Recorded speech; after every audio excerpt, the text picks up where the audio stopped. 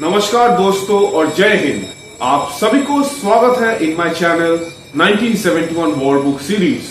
तो दोस्तों, आप सभी ने सुने तो होंगे ही about this devastating attack on Indian tourists at Pahalgam.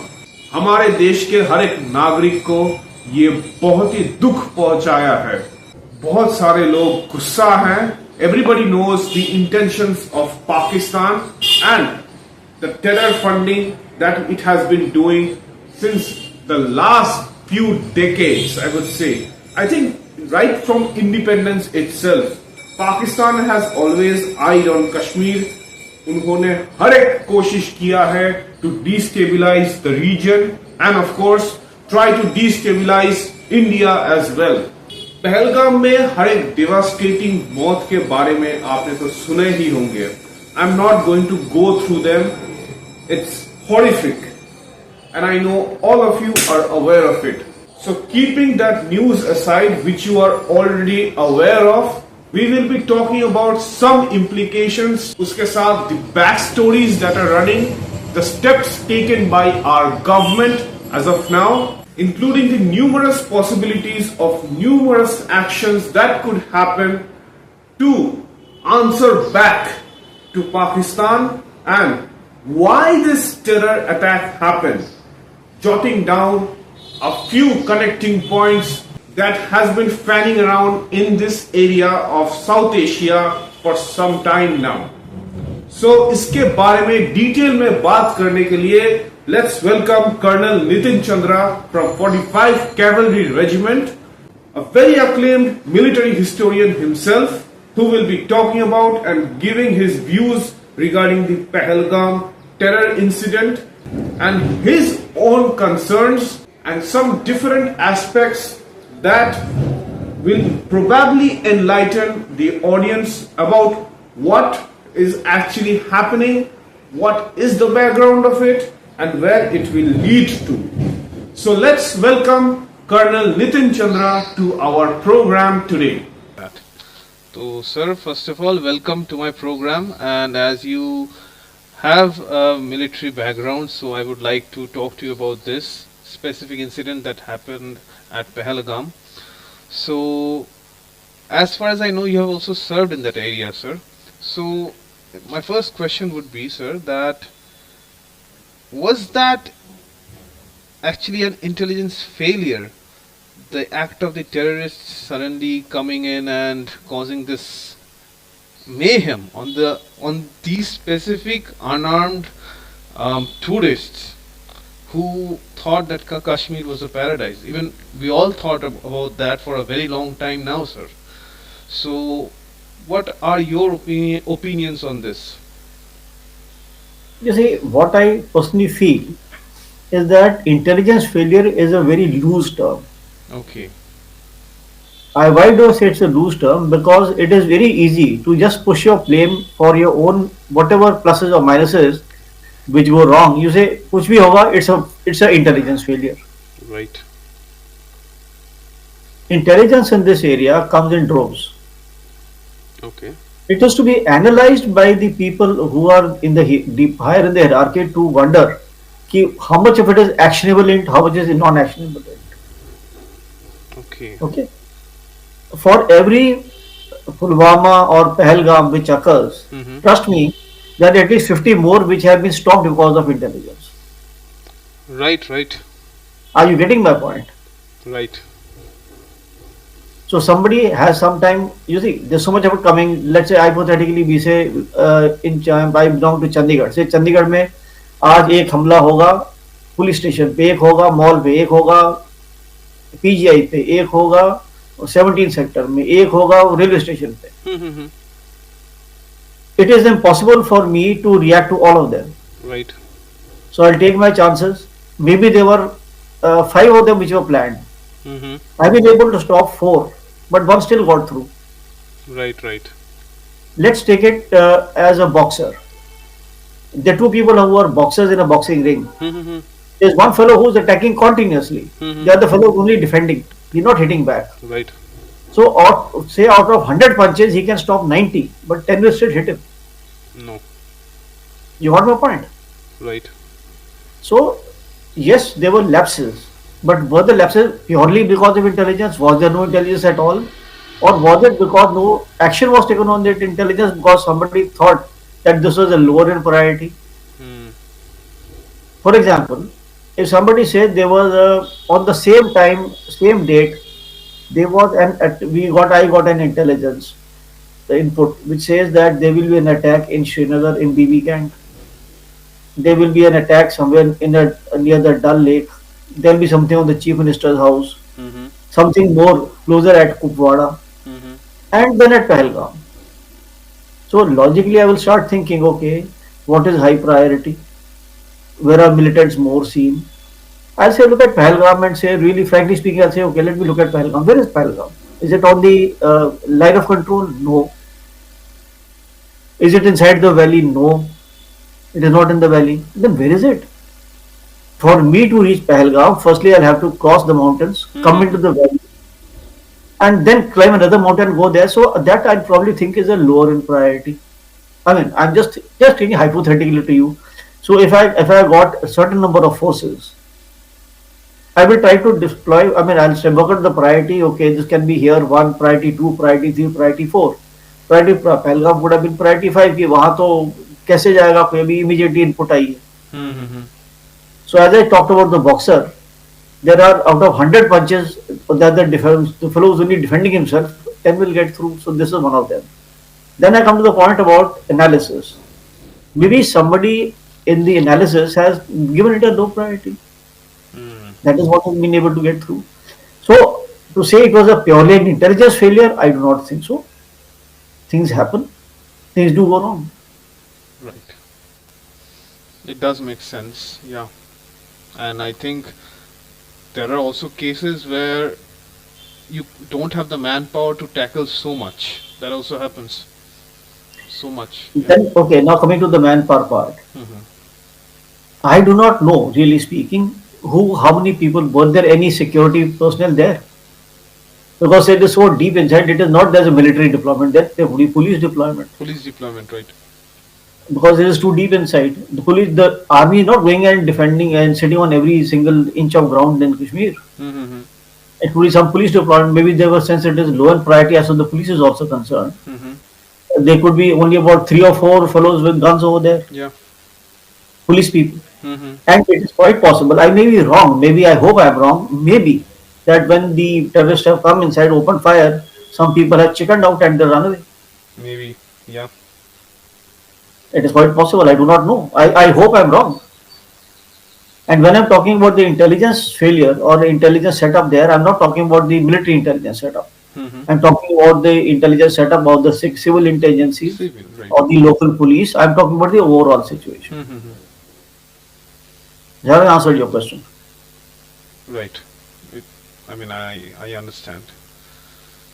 And now, sir, to be honest, after this has happened, people are very angry, and even our government has decided to take a step. And yesterday they did take a few steps, which includes a likely possible. I mean, that's what it seems to me, that might be a possible escalation into war. Also, there are talks that it might be some kind of an activity like a surgical strike or maybe Balakot air strikes. I'm just saying as of now. But is there much of a chance that it might escalate into a warlike situation Yeah. So with you see, when Pakistan? it's a war-like situation, it's a strong term. Right. Let's put it like this. We've already had the Uri incident, we had surgical strikes, we had the Balakot strikes. Mm-hmm. So what happens? The Pakistan is also prepared that the Mm-hmm. moment anything happens in India, we will get blamed and we might have a similar situation. Mm-hmm. So as per my information, the day this incident took place, they had already started moving their troops up Okay. because they do not want a surgical strike sort of situation taking place there. Mm-hmm. I'm talking about the line of control. Acha. And the other forces over there, which are in the landed area near the international border, Mm-hmm. they had put in a state of readiness or called mobilization state. Okay. That was the status at that time. So they were prepared कि कुछ होगा. Mm-hmm. As far as our options are concerned, firstly, let's not get carried away by what takes place in the social media. People will howl for blood, they will scream for blood, maar That's do, kaat happening do. all the time. It will happen all the time. And frankly, if you tell them, okay, brother, why don't you go? Nobody's going to go. They Nobody's- expect somebody to do it, but that somebody doesn't happen to be them. Right. There is a government of India. Mm-hmm. There was a security committee which took place yesterday. Yes. When they've taken a decision, it is not an emotional decision which has to take place. That is the practicality of it all. Going to war is not a kids play कि आज सोचा कल सुबह लड़ाई के लिए चल पड़ो. लड़ाई ऐसे नहीं होती है. You got to be prepared for war. You got my point. Mm-hmm. You have to be prepared. That means that you should have your weapons in place, you should have your ammunition in place, you should have your stockpiles in place, your supply chains in place. It is a deliberate effort to go to war. Right. Other incidents do take place. कि हाँ चले जैसे anything but has to be planned well. Even a surgical strike has to be planned well. Mm. A surgical strike, for example, somebody will have to plan how will the troops go in, how will they get out, Mm-hmm. what happens to casualties. Okay, so it is a well planned operation. Yes, some action will take place, that is definite. And to my mind, the biggest war are the water wars in today's scenario. Right. Right. And that is what has been taken, the major decision has been taken is to scuttle the Indus Water Treaty. Right. That is like they say that what the chief of the Pakistan army said, that Kashmir is a juggler. They also do not realize that water is also the juggler and a bigger juggler than Bigger that. juggler. That can make them go on to their knees. And if they think that the big brother will save them on this by trying to cut off India's water supply, similarly, they forget that the water which comes to them, or they're talking about China trying to cut it off. If China tries to cut off those rivers at their end, and we cut it off in between, they get nothing at all. Yeah. So because Iron brother not going to step in that side. Like this is a situation I was thinking regarding our Brahmaputra river, for example. It comes not only from China, it starts from China, comes into India, then goes into Bangladesh and all the way into the Bay of Bengal. If you're talking about that reference, if China does cut it off, we are in problem in this side. But if we actually disrupt the water supply in the Indus River, then Pakistan is actually in I would say for a self-destruction. Yeah. You see, as far as the Brahmaputra is concerned, Mm-hmm. or the Yarlung Sangpo as they call it there, Mm-hmm. problem is that it's too massive a river to be just stopped and stalled. Yeah, that is also there. Right. And if they try to be funny, their new friend that they're trying to cultivate, Bangladesh, Mm-hmm. they'll go absolutely dry. They will not know what hit them. Yeah. That's the new friend that they're trying to cultivate. Right. Right. So they go, and if they release too much of water, then Bangladesh gets flooded out as it is. Yeah. So they have to see it in that aspect also. It's getting a lot of water from China, but a lot of water from Arunachal is also getting put into the Brahmaputra when it comes here. Hmm. Okay.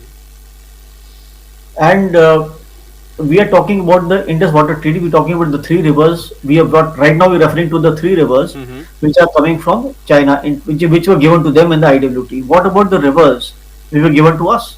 Mm-hmm. इनका पानी भी तो पाकिस्तान में जा रहा है ना. Right. Right. Some extra water is going to them as well. Mm-hmm. So what happens if we totally stop that water going? What happens to this massive city of Lahore when there's no river Ravi left over there? And I think, sir, the Ravi River is already drying up. I mean, It's not drying, but we are controlling the water slow by slow. Mm-hmm.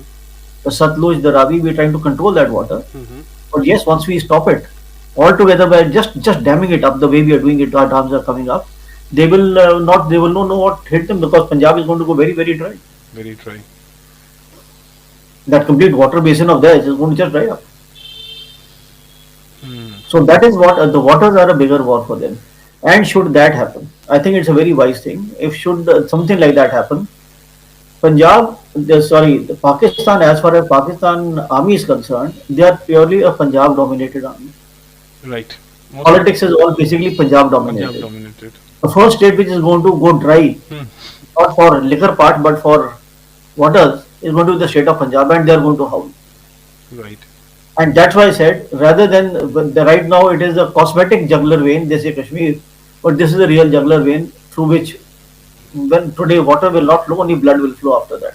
And then the country will hold the army responsible. Mm-hmm. Nasir Munir responsible for the water wars. Now coming to the army chief of Pakistan, Asif Munir, um, do you think, sir, that his latest speech, especially targeting, I mean, India in a very derogatory way, and of course, I mean, the Hindus in a very derogatory way, is that something that could have triggered this? I will not say it triggered it. It could have raised a sentiment, but that he has used that as a ploy Hmm. to cover up whatever is actually acting here. That is not going to make, let's say, somebody very certainly volatile and take out an act like that. That is a cover up action. Look, that speech could have triggered it off. Acha, acha. Okay, but that speech was very interesting. I wonder if you heard it very diligently. It was very interesting speech. Could you He give made a small analysis of yours? I mean, yeah. part of this, sir. So what I am trying to say is, he in that speech he made a reference Mm-hmm. कि हम अलग हैं, Muslims are different from Hindus. Mm-hmm. हमारा ये भी अलग है, हमारा वो भी अलग है, everything is अलग अलग अलग. Mm-hmm. Now, as far as they are concerned, the state of Punjab, since I am referring only to the state of Punjab, where I come from, the Punjabis whether the Punjabis in India or the Punjabis in Pakistan.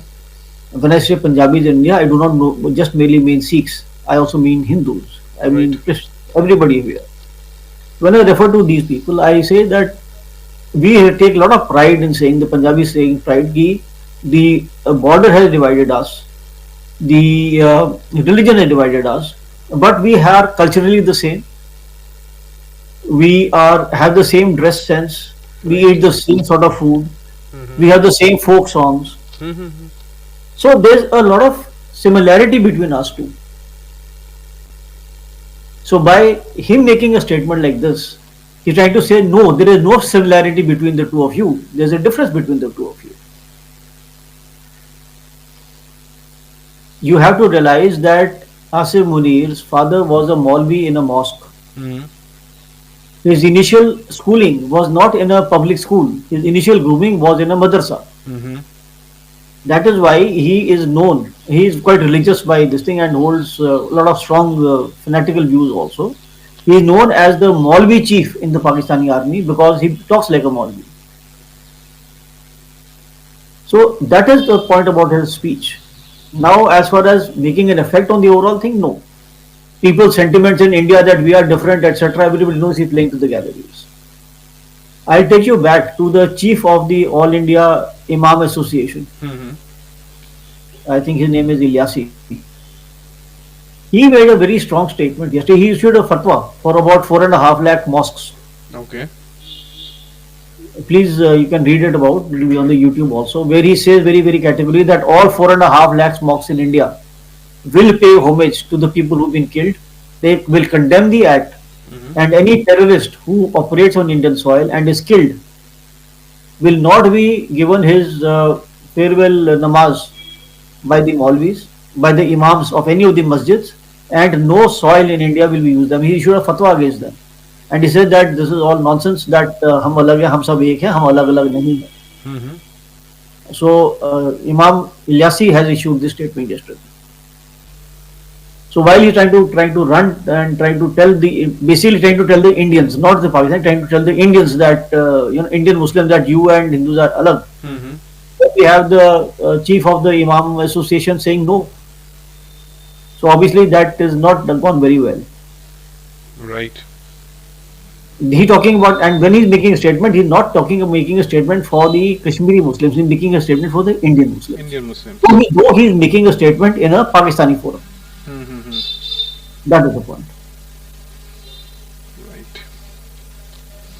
Now, another thing, sir, every time such a terror attack happens, um, of course, I mean, I would say the border is still very porous between India and Pakistan, and these terrorists that have been operating in I mean, they have taken part in many such cross-border raids for a very long time. Now, when they cross, they do need food and shelter in some local places, or people who might be working or who might be collaborators.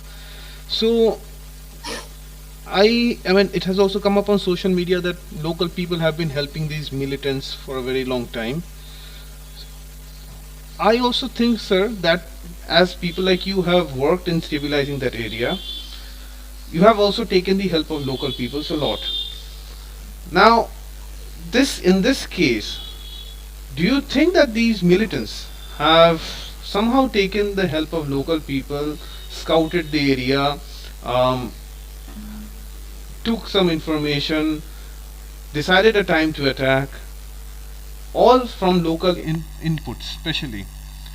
What are your views on this, sir? Let's start with the first statement you made. You said about cross-border terrorism. Right. Firstly, this is not cross-border. As I mentioned earlier, this is Pahalgam is nowhere near the border or the land of control. It is very, very deep inside. Let's put it like this, Debu. Mm-hmm. You are from Calcutta. Mm-hmm. I send you to south of India. I send you to Kerala.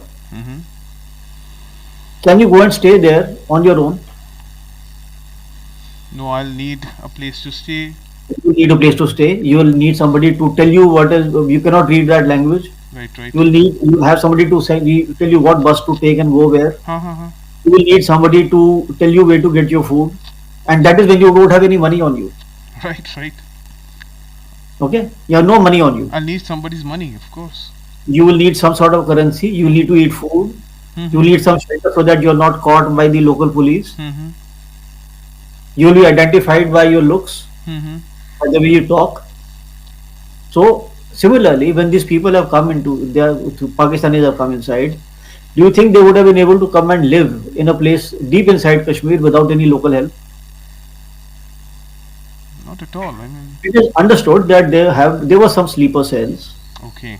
There would have been overground workers who have helped them to identify where to carry out a strike, Hmm. where are the best times to carry out the strike, what time of the day are the tourists coming up. Obviously, the site has not been selected by the overground workers, that has been selected by the handlers in Pakistan to shift the focus. Well, initially, if you recollect, the focus was the Kashmir Valley. Right, right, right. When the security gets strong, so they started going south. They come into the Jammu Doda sector Mm-hmm. and more down up to Kathua. Mm-hmm. Now they're trying to hit deep inside. So it is a well orchestrated plan about how to carry out strikes where and when. When? So the overground workers who are there, they told them that this is the best time, that maximum tourists come at this time. They start in the morning from this particular place, from Pahalgam. They come up to this meadows. Mm-hmm. What is the time that the maximum people come up, and this is the best time, after which they will all start going down because the sunset will take place. Mm-hmm. Okay. So they have got local support. For all you know, that the weapons that they used had also been given by the local overground workers only. They just came there bare hands with their hands in the pocket, taken a bus and come there. They could have come there, picked up their weapons, and remember, where have they gone now? Mm-hmm. They're not exfiltrated and gone back to Pakistan. They've just handed over the weapons to their friends over here, just shaved off their beards probably, taken off the ferns, put on jeans and t-shirt, and mingled with the local population anywhere. Mm. So the fact is that somebody gave them weapon is a corroborator. Somebody who helped them to shave out their beards and heads is a corroborator. Somebody who gave them let's say a car or a bus or made them climb something and sent them to another place is a corroborator. Mm-hmm. Then the other end, he cannot go to a unknown place and find a place of refuge. So there also somebody has told him where to go, and someone gave shelter somewhere else. Right. So local support to these people was there. Some overground workers, OGWs, have given them support. Now sleeper cells have been activated. at the behest of their handlers in Pakistan, without a doubt. Yeah. This thing that you said, it didn't come to my mind, of course, that weapons could have been supplied from here. Yeah. They would have been, and they would have been handed back to them also after the end of it all. Hmm. And they've been put away in a hideout somewhere to Hmm. be used again but later by someone. Acha. Okay. Now, sir, another thing, I have also seen this on social media a lot, that the tourism industry of Kashmir has taken a hit, and people there who are dependent on these tourists who are coming in, they are saying that things will be okay sometime. Now it's like this, but do not lose faith in Kashmir. Kashmir is a part of India, and tourists will come back. But I think, sir, this is something that has struck me a lot of times, that maybe the disruption of the tourist economy of Kashmir is a target chosen by these terrorists. So that people do end up in terrorism for money, of course. What are your views on this, sir? Like, You see, Devu, again, I think that we are placing too much of emphasis on the economy of Kashmir being dependent upon tourism. okay. The economy dependent on tourism Hmm. will not be more than 25 or 26%. Acha, sir. But the volume of workforce involved or the household living of tourism would be very high. Mm-hmm. What is there in Kashmir beyond tourism? You have a food industry, you got saffron, you got apples, you got orchards, you got cherries, strawberries, whatever. Export oriented people. You got willows, for which cricket bats are made. You got silk manufacturing industry. You got agriculture, horticulture, sericulture. The industry is very large. You got minerals. Mm-hmm. You got sapphire coming out. You got causite coming out of there. Tourism, but as far as workforce being involved, as a number of people in tourism is obviously very high, Very high. and that is what is most visible. Okay. But the economy percentage is low. The terms of GDP is low, Acha. but the workforce involved is very high Okay. because all these larger businesses they are in the hands of very few. Acha, acha. Okay, yes, but tourism will take a hit. Mm-hmm. I'll not go very far. My son was going for his honeymoon to Srinagar and then to taking a trip to Pahalgam also. He has got his air tickets cancelled 2 days ago. After the incident, he got his tickets cancelled. He was to go today. Acha. Yes, why? And already you got state governments. I was reading somewhere that Karnataka is trying to pressurize the state government कि हमारे लोगों को जल्दी निकालो यहाँ से. Mm-hmm. So yes, people will come back. I will not say that tourism will not come back. It will come back, but the way that people coming in droves, that will take a hit, and probably the state in the tourism industry side has gone back by another 4 to 5 years. But I like to say that as far as the Amarnath Yatra is concerned, it's not exactly tourism, but it's a main event which takes a very major event takes place. Amarnath Yatra will definitely go through. Security processes will be in place. Lot of checkings will take place. जहाँ वो भंडारा लगता है, lot of security checks will be there. But the Amarnath Yatra will go through. Definitely beyond. Okay. Right. Now coming out of Kashmir and rest of India, sir. If you have noticed that there is a big case of pointing fingers, disrupting communal harmony.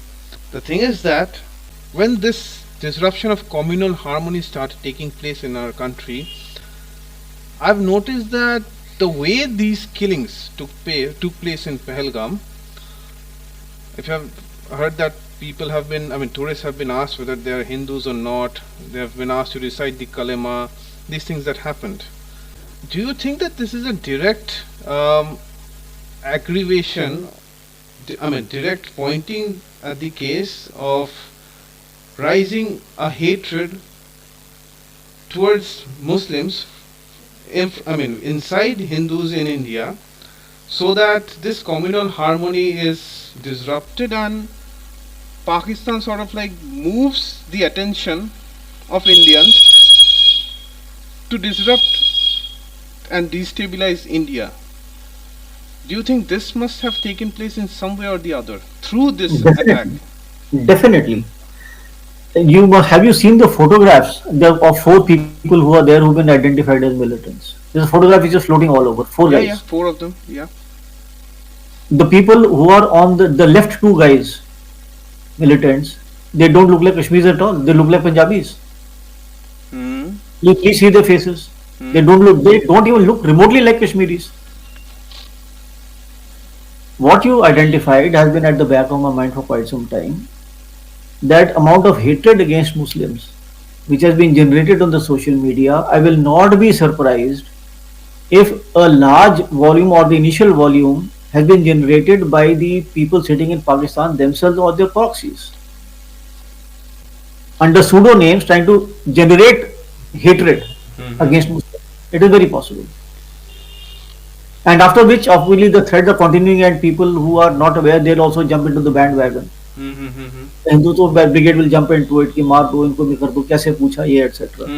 Not realizing that the instigation for the anti-Muslim thing is not fear, it has been generated in Pakistan by the people sitting on their systems over there. Right, in the right. social media. Right. As far as Kashmir is concerned, Yeah. I'll be very frank.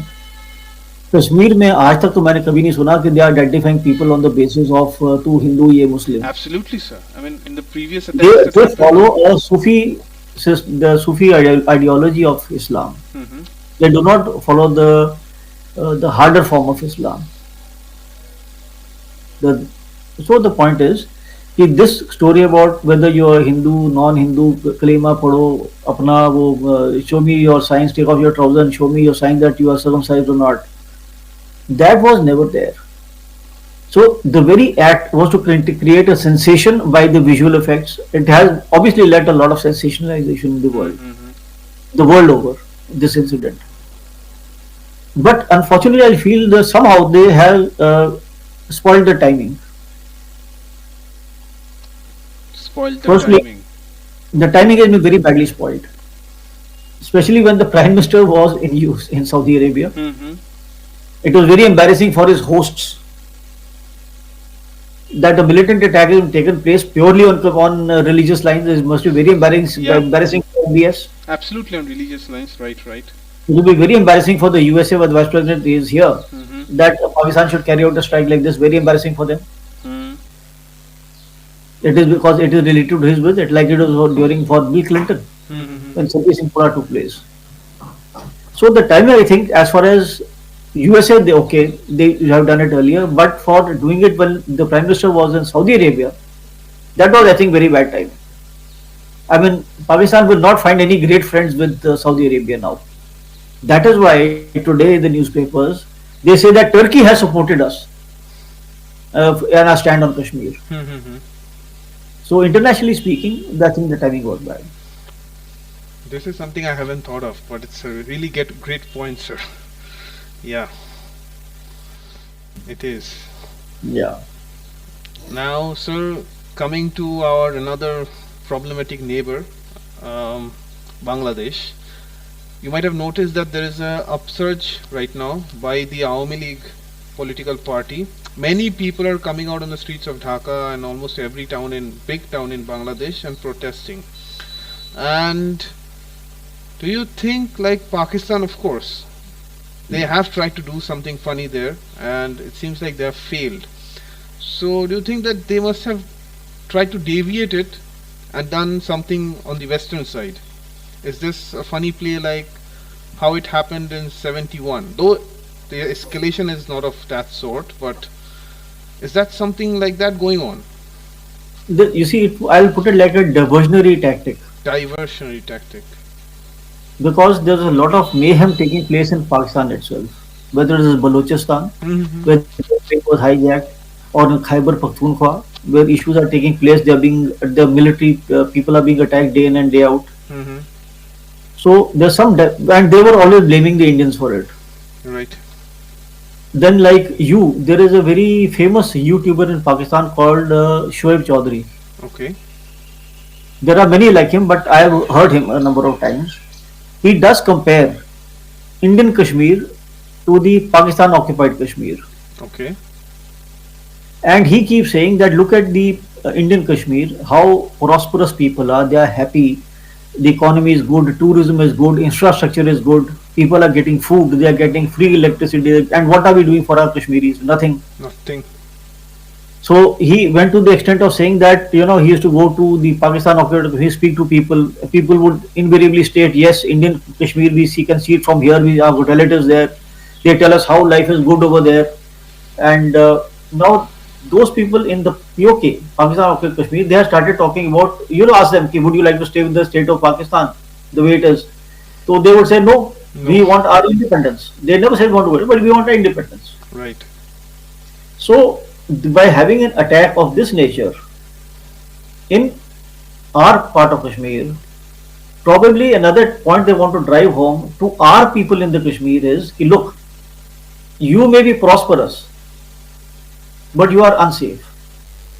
Right. Tourists were never hit in Kashmir ever earlier because that was usually the breadline for the large amount of population. Mm-hmm. They were hitting security personnel. Yeah. They targeted the Hindu population during the ethnic cleansing in Srinagar. 1990s. Yeah. ठीक है? They were all civilian contract laborers would come in. They had that issue of outsider. They would hit them. Mm-hmm. But tourists were never hit because because of them that they were their bread earners. Whether it is a shikara boy or the fellow running a horse or the taxis or the hoteliers or whatever the handicraft industry for the catering for the tourists, they have been hit now. You hit कहते हैं ना उसके पेट में लात मार दी है वो तो. Hmm. So anybody who's a Kashmiri would not want a tourist to be hit. Why would he want his bread to be snatched? So the point is कि it is what you said कि yes, it could be a diversionary tactic, but to my mind the timing has been wrong, and picking up tourists has been a very bad decision, and that decision could not have been taken in India by the Kashmiris. The decision has been taken in Pakistan.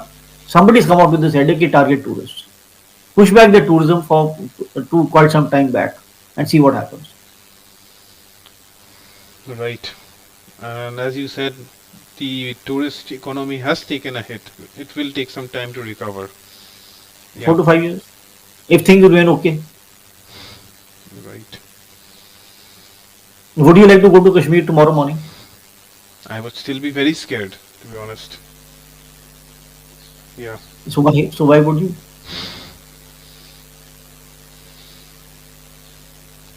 Now coming to our last point before wrapping up, sir. This Indus Water Treaty that our Prime Minister has scrapped, to be honest. What are the possible effects that can happen to Pakistan? As far as, as I'm telling you about the eastern and the western rivers, Mm-hmm. as far the eastern rivers are concerned, which we have control over, we are already in the process of damming them up and we can ensure over a period of time that not a drop goes to Pakistan. Mm-hmm. That we can ensure. As far as the western rivers are concerned, which were given to Pakistan by the IWT treaty, which was brokered by the World Bank, Mm-hmm. it took 9 years for to come to some conclusion. So, to my mind, it is not easy to shut off those taps.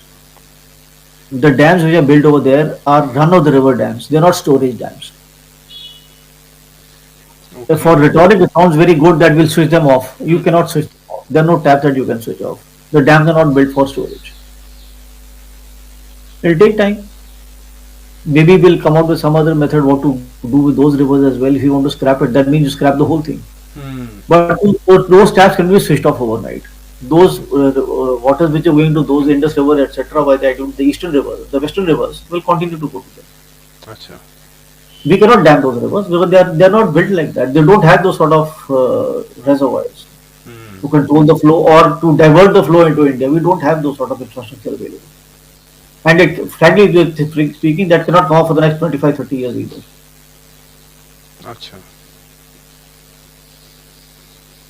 But yes, if and when that comes up, and we stop the river from our eastern rivers, our rivers, there will be a lot of huge scarcity on the economy of Pakistan, the agricultural economy of Pakistan. The industry will be affected.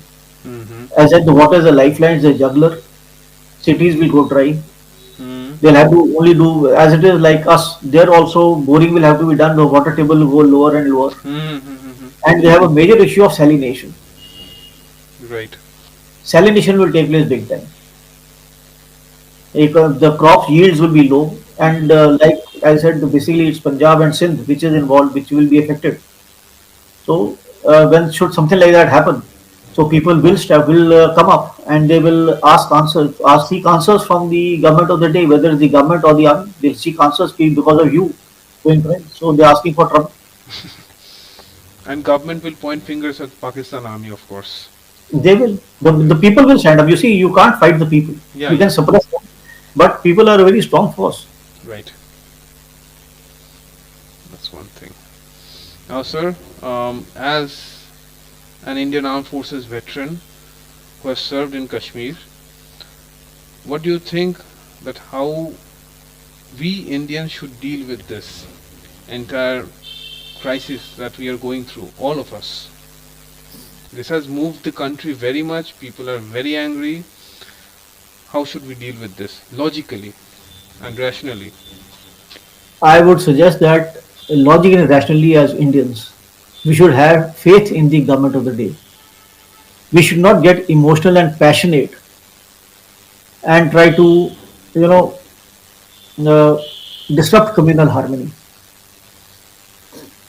There are people, I said, like the Imam, the chief Imam of the Imam Association, he's taken a call. Mm-hmm. Secondly, trust the government of the day. And my biggest appeal is to the opposition parties of the country. For God's sake, stand with the government of the day. It's a national crisis. National crisis. Don't try to play politics. There was an idiot, I'll underline, idiot of a politician who has made a statement that probably, and he made a statement that probably the militants, or I won't, sorry, not militants, I call them terrorists, have asking whether Hindu or Sikh or are you Hindus or Muslims, is because the Muslims are feeling very, subjugated in India. They're an idiot of a politician who trying to play politics at such a time. It's shameful. So, at a crisis time like this, my appeal to the opposition parties is, for God's sake, stand with the government of the country in what they do. Stand as a nation. Don't stand divided right here, right now. And that's my advice. Okay.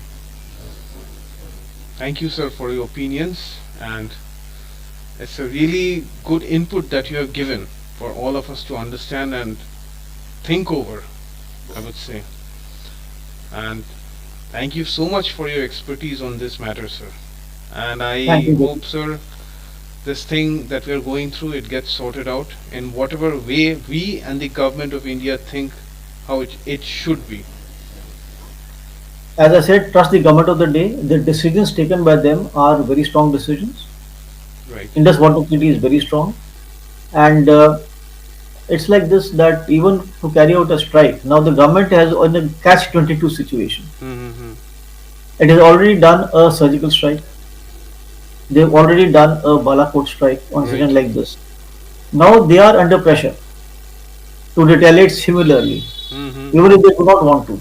They're trying other methods, but finally they also have to play to the galleries. Mm-hmm. So, to my mind, they are also under pressure. They have a reputation to live up to. If they do not do something like that, the deterrent effect Hmm. goes to Pakistan. कि कुछ देखा हमने कर दिया, उन्होंने कुछ नहीं किया. Yeah. So it's a catch-22 situation for the government as well. And we cannot stay silent like how we did in 2009. Yeah. You see, you cannot stay silent. Whatever you're doing has to have diplomatic implications, economic implications. Mm-hmm. And most important, people say that, the terrorist camps destroy the terrorist camps. The fact is, my view on the subject is, you have to hit where it hurts. Right. Now you are trying to hit the farthest end of the supply chain. I'll take a case of, let's say, a drug mafia. Hmm. You catch a drug peddler. Have you stopped the drug peddling in the country? No. You catch the kingpin who's supplying the drugs. And trust me, in a terrorist organization or terrorist setup like this, it is not the militant on ground you destroyed, kill him, and you sorted the terrorism in the country. No, you got to hit where the whole thing starts, and that's is the Pakistan Army itself and the ISI. And the ISI, right? Until you hit them, I'm sorry. You can keep knocking off a militant here and a militant there, go and destroy a terrorist camp there, and come back by surgical strike. But the main kingpin is still there. So you got to hit where it hurts. And to my mind, as a very long term, scrapping out the IWT, I think is a fantastic thing which has happened. It required political guts to do it. Hmm. They will be able to do it. Though I'm sure there will be tremendous international pressure to revoke this scrapping. Let's see what happens. Let's see, sir. Let's hope for the best. Yeah. तो दोस्तों, at the end of our video, I would like to pay a humble tribute to the people who have been massacred at Pahalgam, so that we don't forget these people who have been killed in vain by these coward terrorists sent in by the Pakistani military. So I'm taking their names, and here is the list of them. Sushil Nathial, Syed Adil Hussain Shah, Hemant Suhas Joshi, Lieutenant Vinay Narwal, he was from the Indian Navy. Atul Shrikant Moni, Neeraj Udhavani, Bitan Adhikari, Sudeep Newpane,